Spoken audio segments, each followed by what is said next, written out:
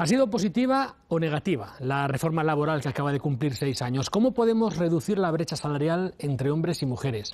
¿Cómo va a terminar la escalada de tensión entre el Partido Popular y Ciudadanos? ¿Y la brecha abierta entre Junts per Catalunya y Esquerra Republicana? Buenas noches. Empieza el debate. El efecto Cupido ha desaparecido en su vertiente política horas antes de este 14 de febrero. La sólida relación del Partido Popular y el PSOE en los aspectos constitucionales que derivaron en el 155 se ha eclipsado por sus diferencias económicas, como la reforma electoral, la reforma laboral. La unión de hecho de investidura entre los populares y Ciudadanos ha saltado por los aires con graves acusaciones mutuas. Y los componentes del matrimonio catalán de Junts per Catalunya y Esquerra Republicana dan por rota su relación con reproches de deslealtad a cuenta de un hombre llamado Puigdemont. Amor y desamor esta noche de San Valentín en este espacio de servicio público con Carolina España, diputada y portavoz del Partido Popular en la Comisión de Empleo, José Manuel Rodríguez Uribes, miembro de la Ejecutiva del Partido Socialista, Marta Rivera, diputada de Ciudadanos en el Congreso y presidenta de la Comisión de Cultura, Sofía Castañón, secretaria de Feminismos e Interseccional y diputada de Unidos Podemos en el Congreso, y Ferran Bel, diputado del PDeCAT también en la Cámara Baja. Se cumplen 6 años de la reforma laboral. Desde que el Consejo de Ministros la aprobó de manera urgente, nada más llegar el Partido Popular al Gobierno, ha concitado las mejores y las peores opiniones de unos y otros. Vamos a ver los hechos. El Gobierno destaca que ha cumplido su objetivo. Nada más aprobarse la reforma y flexibilizarse el mercado, el paro registrado en España ha bajado durante 5 años consecutivos. Si a comienzos de 2013 España tenía más de 5 millones de parados, hoy tiene menos de 3,5 millones. La oposición y los sindicatos critican esta reforma, en particular por la temporalidad de los contratos y la pérdida del poder adquisitivo. Este gráfico que van a ver con datos recogidos por UGT muestra cómo los salarios han perdido desde el año 2009 un 7% de su poder adquisitivo. En 2012 sigue la caída hasta el año siguiente, cuando empiezan a remontar los salarios que volvieron a caer el año pasado. Primera pregunta, de respuesta breve, telegráfica. ¿Cómo valoráis los resultados de estos 6 años de reforma laboral? ¿Ha sido un error? ¿Ha sido un acierto? Lo peor que podemos hacer al analizar esta reforma laboral es caer en la complacencia. Estamos hablando de creación de empleo, pero ¿qué empleo se crea?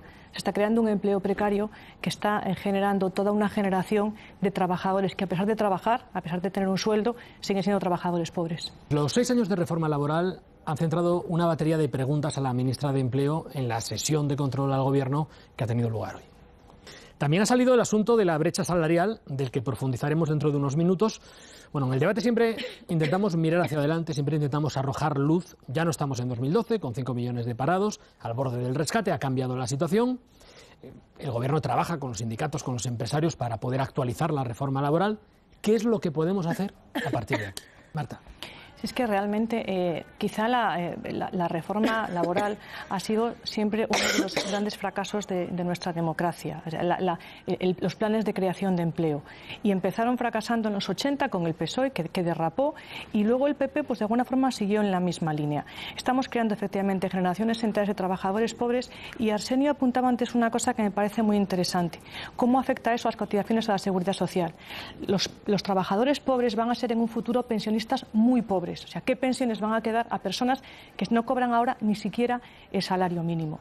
Lo estamos haciendo mal, y lo primero que hay que hacer es reconocer que estamos fallando. La precarización va a más. Estamos hablando de que hay 6 millones de trabajadores que no llegan al salario mínimo, y lo peor, lo decía antes, es caer en la complacencia. El modelo no funciona. Os propongo que aprovechemos este tiempo, esta mesa, para aportar medidas concretas para actualizar la reforma laboral, ¿no? Marta, Sofía, Ferran. Tenemos un problema. ¿Qué podemos hacer para mejorarla si no consideramos que es la mejor posible, la reforma laboral? En primer lugar, tener claro que si un partido quiere gobernar España tiene que tener un proyecto claro para el empleo. Creo que hasta ahora no se ha tenido. Evidentemente es muy difícil, pero no se ha tenido. Yo pongo señalo, uno de los problemas que tenemos es la cantidad de contratos que hay. Tenemos 30 modelos de contrato. Eso no existe en ningún otro país de nuestro entorno. Demos una vuelta a eso. Sí, efectivamente. De hecho, el contrato único, encubierto de alguna manera, aparece tanto en el pacto de investidura del Partido Popular y Ciudadanos como incluso en el de Ciudadanos y el PSOE. con aspectos diferentes, ¿no? Pero bueno, está ahí, ¿no? 6 años de reforma laboral que ha protagonizado la sesión de control al Gobierno. Escuchábamos hace unos segundos todas las respuestas que tuvo que responder la ministra de Empleo, Fátima Báñez, pero la reforma laboral también centraba el rifirrafe de hoy entre la portavoz socialista en el Congreso y el presidente del Gobierno. Antes de nada vamos a escuchar lo que decía el presidente del Gobierno cuando le preguntaban sobre este asunto hace unos días. Los gobernantes debemos ser muy cautos a la hora de saber cuáles son nuestras competencias y cuáles no, y desde luego no hay ninguna que sea el igualar salarios. Bueno, luego Rajoy explicaba que había sido un malentendido. La pregunta es, ronda rápida, también para ti, Arsenio, ¿qué deben hacer las administraciones para seguir reduciendo la brecha salarial? Intervenir, sin ninguna duda. Bueno, desde los sindicatos denuncian que son las mujeres las mayores víctimas de la temporalidad y de la precariedad en el mercado laboral. El 75% de la contratación a tiempo parcial en España está siendo ocupada por mujeres. Y esto determina que perciban salarios inferiores. Estamos en ronda rápida. ¿Qué debemos hacer para reducir esa brecha salarial? Marta. Bueno, creo que en primer lugar hay que reconocer que esa brecha existe y después asumir que esa brecha se agranda cuando las mujeres entran en edad de ser madres. La brecha salarial se inicia de verdad cuando las mujeres se enfrentan al dilema de ¿tengo o no tengo hijos? Yo no he tenido hijos y he visto cómo mi posición en algunos trabajos se ponía automáticamente por delante de compañeras que sí que eran madres. Entonces, hay que trabajar fundamentalmente en la corresponsabilidad. Nosotros en Ciudadanos hemos conseguido duplicar los permisos de paternidad. Por cierto, ha habido un aluvión de peticiones. En estos presupuestos, que a ver si salen adelante de una vez, se amplía otra semana más para llegar a la igualdad plena. La crianza de los hijos no puede ser un asunto exclusivamente de las mujeres, porque mientras siga siendo un asunto exclusivamente de las mujeres, el contratar a una mujer todavía para muchos empresarios es una forma de tener unos problemas que creen que no van a tener si contratan a un hombre. Hay un apunte que hay que hacer. Hay brecha salarial incluso en la administración. Y eso es muchísimo más grave. Bueno, el testimonio de más indignación de esta semana lo escuchábamos aquí en Televisión Española. Cristina Cifuentes respondía a Francisco Granados. Más de 3 años después de su detención, el principal acusado del caso Púnica implicaba en la caja B del Partido Popular a Esperanza Aguirre y a la presidenta madrileña. Ciudadanos ha anunciado que va a romper el acuerdo con el Partido Popular en Madrid si Cifuentes es imputada y apoya la iniciativa para que comparezca en el Congreso junto a Ignacio González y Esperanza Aguirre por las cuentas del Partido Popular de Madrid. El Partido Popular contraataca, aprovecha el último informe del Tribunal de Cuentas en el que no se aprueba la idoneidad de los ingresos y gastos del partido de Rivera para sembrar dudas sobre su financiación. A eso va a dedicar de manera monográfica la comisión abierta en el Senado sobre las cuentas de los partidos mañana y pasado. La pregunta es, ¿va a acabar la guerra entre el Partido Popular y Ciudadanos en un anticipo de elecciones? No, si Rajoy tiene palabras, habrá pacto de investidura. Si Rajoy miente a los españoles, entonces no continuará. Pero es Rajoy quien tiene la última palabra. Yo no convoco elecciones, las convoca él. El último sondeo de Metroscopia, publicado en el diario El País, asegura que el partido de Rivera hoy ganaría las elecciones. Le respaldaría un 28,3% del electorado. Se situaría así a más de 6 puntos de distancia del Partido Popular, que no llegaría al 22%, y a más de 8 del PSOE, que estaría en el 20%. Tenemos esta noche a José Pablo Ferrandiz, sociólogo, investigador principal de Metroscopia. ¿Qué tal? ¿Cómo estás? Muy buenas noches, ¿qué tal, Julio? Vamos a ver, ¿a qué se debe el efecto Ciudadanos? Bueno, a una parte importante indudablemente tiene que ver con las elecciones catalanas que ha habido a finales del año pasado, pero eso más bien ha servido de catalizador, porque si analizamos encuestas anteriores, vemos que este ascenso de Ciudadanos ya se había producido y además en algunas regiones claves e importantes. Tiene que ver con un desgaste de la marca PP y tiene que ver con un desgaste de la marca Rajoy y al mismo tiempo con la aparición de un partido ya hace tiempo como Ciudadanos que compite en el centro derecha y además podemos decir que es un partido limpio, que no está manchado de la corrupción, que es uno de los problemas que más preocupa a los ciudadanos y que más tienen en cuenta a la hora de decidir su voto. La victoria de Inés Arrimadas no provoca un antes y un después, ¿no? De un voto que podía ser casi cosmético a un voto ya útil. Indudablemente, porque además la historia de Inés Arrimadas ocurre en un sitio como Cataluña, donde bueno, es el gran tema electoral de estos últimos años y además que gana las elecciones, no digamos que es la primera fuerza constitucionalista, sino que gana las elecciones en un territorio muy complicado y para una parte del electorado pues la visualiza, o por lo menos visualiza a Ciudadanos como ya que capacidad para poder gobernar, indudablemente. Bueno, ¿este tipo de encuestas son volátiles o un resultado así Bueno, de verdad, tampoco se... Me voy a adelantar a los representantes políticos. Voy a decir que, por favor, que no digan que lo de la mejor encuesta es el día de las elecciones, porque no tiene nada que ver las elecciones generales con una encuesta. Y es verdad que la encuesta lo que hace es una fotografía, medir un momento muy concreto de cómo están los realineamientos electorales en ese momento concreto, porque indudablemente la opinión pública es reactiva a acontecimientos que ocurren, y lo hemos visto pues a lo largo de la historia, pero también a lo largo de esta última legislatura. Entonces, hay que decir que como no hay elecciones convocadas, efectivamente no podemos hablar que los alineamientos electorales en este momento de los españoles están realmente cristalizados. Pero algo está queriendo decir lo que está ocurriendo y lo que está mostrando y están arrojando las encuestas. Una cosa es el porcentaje de voto y otra son los escaños al aplicar la ley de Hond. ¿Qué sucedería en el Congreso, por ejemplo, con unos resultados como estos que predecíais en el diario El País? Pues realmente no te lo puedo decir, porque sabemos que en España las elecciones generales en realidad son 52 elecciones cada una de las provincias, cada una de las circunscripciones, y hay que hacer muestras provinciales para realmente, porque sí, pues se pueden hacer juegos matemáticos, pero no dejarían de ser juegos. Lo que está claro es que parece que por los porcentajes que ahora mismo estamos manejando, la última encuesta de Metroscopia, es que podemos hablar de un ganador aritmético, que sería Ciudadanos, pero indudablemente necesitaría socios de gobierno para poder gobernar, porque no tendría una mayoría absoluta. Bueno, si Ciudadanos mantiene su planteamiento de negociar para que gobierne la lista más votada en los ayuntamientos, las próximas elecciones traerían muchos cambios en los consistorios, según el último sondeo de GAT3 para ABC. Marta. Bueno, primero, hablando de encuestas, pues sí, las encuestas son una foto fija, pero yo prefiero una buena encuesta que una encuesta mala. Y estas encuestas son buenas, son encuestas que te animan a seguir trabajando. Después, cuando se habla del efecto Arrimadas en Cataluña, el efecto Arrimadas en Cataluña tampoco es fruto de una concatenación de casualidades ni de un golpe de suerte. Es el fruto de muchos años de trabajo muy duro, de una travesía del desierto, de un partido que entra con 3 escaños y una posición de debilidad, cuando todo el mundo te augura que vas a desaparecer, y acaba ganando las elecciones. Y en cuanto a la legislatura, nosotros tenemos muy claro quién es el enemigo. Yo a veces creo que no lo tiene tan claro el PP. Nosotros lo único que hemos sido un socio de investidura absolutamente leal, y solamente pedimos una cosa, y es que se cumplan los acuerdos, que se cumpla la palabra dada, no ya nosotros, sino el conjunto de los españoles. Si nosotros en el acuerdo de investidura pedíamos que se aparte a los imputados por corrupción, y el PP se empecina en mantener a una senadora imputada en la operación Púnica, pues creo que no es ninguna barbaridad que se pida que se la aparte. Carolina, no creo que estamos intentando hacer bien las cosas. Cuando me hace gracia cuando dice le conviene las elecciones al PP, le conviene las elecciones a Ciudadanos, yo creo que a quien no le conviene las elecciones es a España.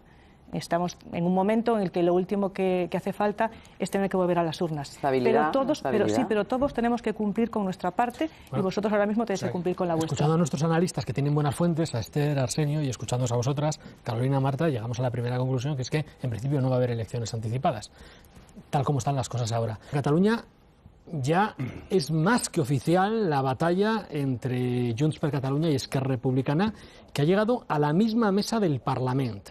Los de Puigdemont se sienten traicionados por 2 hechos. El primero, la negativa del presidente del Parlament, de Esquerra Republicana, de analizar la iniciativa en solitario de Junts per Cat de cambiar la ley de la presidencia para permitir la investidura telemática de Puigdemont.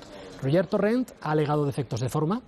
Y el segundo asunto es el anuncio de Torrent de una demanda ante el Tribunal Europeo de Derechos Humanos de Estrasburgo para, en teoría, proteger los derechos de Puigdemont. Una demanda no consensuada con Junts per Catalunya y que puede echar por tierra toda su estrategia. Yo creo que en estos momentos todo el mundo tiene claro que Puigdemont jamás va a ser presidente. Es un prófugo... La que no va a ser la señora Arrimadas. Bueno, pues el señor Puigdemont es un prófugo de la justicia. Es una persona que tiene a sus espaldas 5 delitos que son gravísimos. Entonces, lo que ocurrirá... Presuntos, ¿no? Bueno, tiene a sus espaldas. Presuntos. No he dicho está condenado por delitos gravísimos, he dicho que tiene a sus espaldas. Nos lo soltamos todos, ¿no? Se ha fugado. ¿Se ha fugado? No se ha fugado. No se ha fugado. Ha comparecido cuando se lo ha pedido la justicia. Vamos a ver. Mira, a mí lo que me gustaría es que empezaseis a reconocer en público lo que reconocéis en privado, lo que reconocéis en los WhatsApp, lo que reconocéis en los pasillos, lo que reconocéis cuando sentáis delante del juez, que entonces volvéis de marchis rápidamente. Y puede consultarlos. Y lo que digo en público lo digo en privado. Y por tanto, eso es muy fácil. Y, a mí de Ciudadanos me dicen que la señora Arrimadas ha ganado las elecciones de casualidad. Bueno, sí, claro, una casualidad de 1.100.000 votos. Pero eso me lo dicen Vaya casualidades. Eso me lo dicen a mí en privado. ¿A qué no tiene credibilidad? Mira, pues lo mismo. El que está esperando en Bruselas no se sabe qué, es Puigdemont. Se ha convertido en una broma todo esto, de verdad. O sea, si las chirigotas las hacen ya hasta en Bruselas, con el señor Puigdemont. Puigdemont nunca, jamás va a ser presidente. Entonces, si ahora mismo se puede... Me gustaría poder acabar... Continúa siendo presidente. Me gustaría poder acabar mi argumento. Entonces, si ahora mismo son ustedes capaces de encontrar un candidato limpio, un candidato que no tenga causas pendientes con la justicia, pues adelante, habrá presidente. ¿Quién lo tiene que avalar? ¿Ciudadanos? Pero desde luego Puigdemont no va a ser presidente. Y lo sabe usted igual que lo sé yo. Miremos hacia adelante, Marta. A mí lo que me gustaría es que cuando se habla de una victoria electoral, la victoria del constitucionalismo es importantísima. ¿Qué victoria? Ha hecho más. Bueno, vamos a ver, Ferran, espero que no dudes de que las elecciones las ganó Ciudadanos.